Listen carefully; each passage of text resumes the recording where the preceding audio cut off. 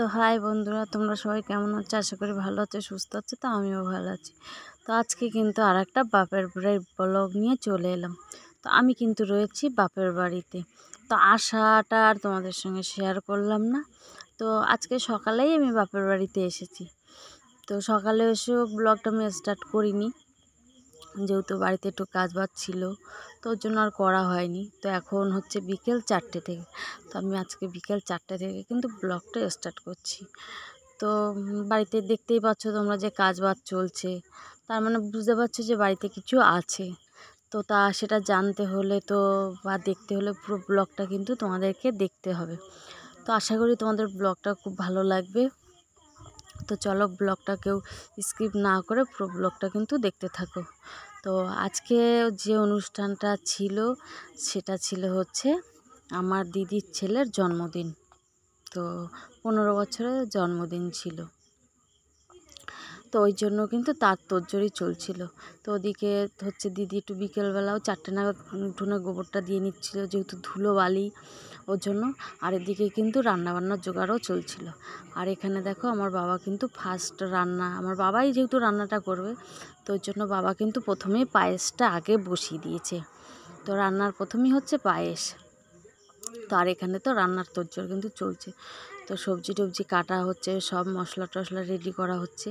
তো হচ্ছে আমার বৌদি, বোন, ভাইয়ের বউ, এরা সবাই মিলে মশলা টশলা, তরকারি টরকারি এগুলো করছিল।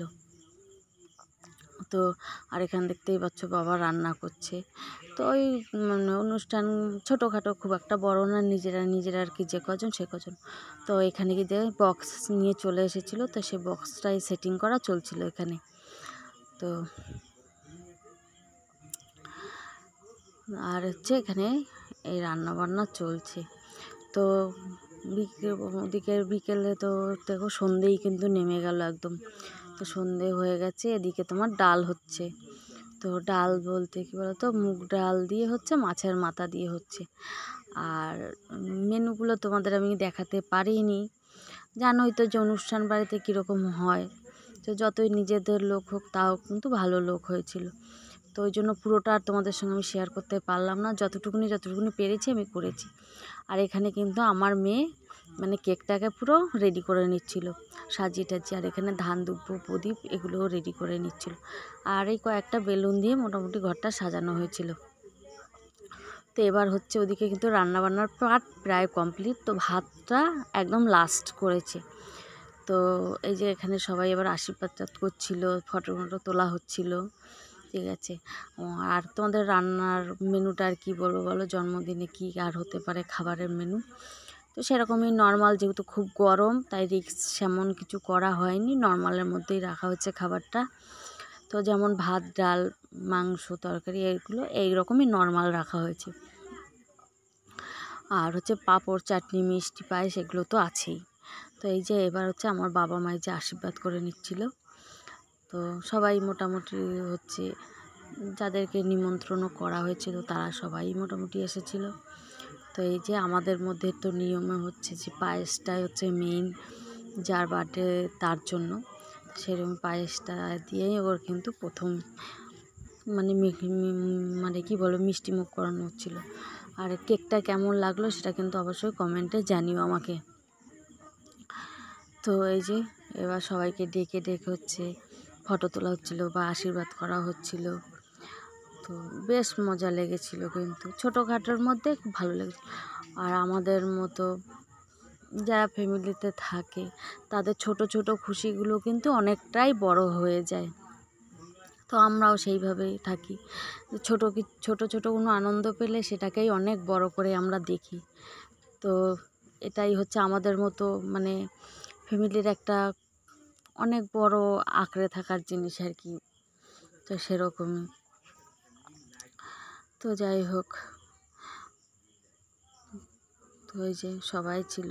তারপরে হচ্ছে বা আমার বড়দির ছেলে যে জন্ম। আর তোমরা তো অনেকেই জানো যে আমার বড়দি কিন্তু বাপের বাড়িতেই থাকে। তো কেন থাকে, কিসের জন্য থাকে, সেটা একদিন অবশ্যই তোমাদের সঙ্গে শেয়ার করব। তো কেউ তো আর শখে এসে থাকে না, বলো না। তো সেরকমই। তো আমরাও আছি ওর সঙ্গে বা ওকেও সাপোর্ট করি। বাবা মার কাছে থাকছে এখন। তো চলো, ওর আবার পিসা পিসি সবাই এসেছিলো, তারাও এই দেখো আশীর্বাদ করছিল, বা ওকে খুব ভালোবাসে তারা সবাই। অনেক বছর পর ওর পিসামশার সঙ্গে কিন্তু দেখা হয়েছিল। তো ওর জন্মদিন উপলক্ষে তাদেরকেও বলা হয়েছিল, তো এসেছিল সবাই। তো তারপরে কি বলতো, তোমাদের সঙ্গে কিন্তু আমি খাবারের কোনোই শেয়ার করতে পারিনি, যেহেতু অনেকটা রাত হয়ে গেছিলো, রান্নাটাও লেট হয়ে গেছিলো, সেই জন্য আর খাবারের দিকটা আমি কিন্তু শেয়ার করতে পারলাম না। তো এই যে আমার বোনাই, তারপর হচ্ছে আমার দাদা, এরা সবাই দেখো আশীর্বাদ করে নিচ্ছিলো। এরপর হচ্ছে কেকটা কাটা হবে। তো আজকের ছোট্ট একটা মানে ব্লগ তোমাদের কেমন লাগলো সেটা কিন্তু অবশ্যই তোমরা কমেন্টে জানিও। আর যদি তোমাদের এই ছোট ছোট ব্লগগুলো ভালো লেগে থাকে তাহলে কিন্তু অবশ্যই লাইক কমেন্ট শেয়ার করো, আর চ্যানেলটাকে সাবস্ক্রাইব করে দিও।